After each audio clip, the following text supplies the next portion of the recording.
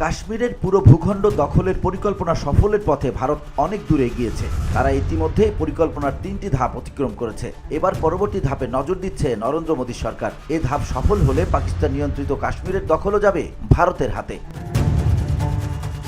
বুধবার ভারতের পররাষ্ট্রমন্ত্রী এস জয়শঙ্কর সেই পরিকল্পনার একটি ধারণা দেন। লন্ডনের চ্যাথাম হাউস থিঙ্ক ট্যাঙ্কে বিশ্ব ভারতের উত্থান এবং ভূমিকা শীর্ষক একটি অধিবেশনে জয়শঙ্করের দেয়া বক্তব্যে কাশ্মীর নিয়ে ওই ইঙ্গিত পাওয়া যায়, এমন খবর প্রকাশ করেছে দ্য ইকোনমিক টাইমস।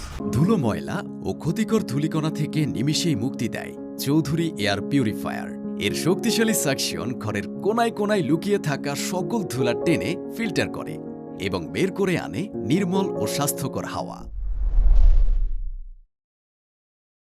অধিবেশনে এস জয়শঙ্কর কাশ্মীর এবং কেন্দ্রীয় সরকারের গৃহীত পদক্ষেপ নিয়ে কথা বলেন। তার মধ্যে 370 ধারা অপসারণ, অর্থনৈতিক পদক্ষেপ এবং উচ্চ ভোটার উপস্থিতি সহ নির্বাচন ইস্যু অন্তর্ভুক্ত ছিল।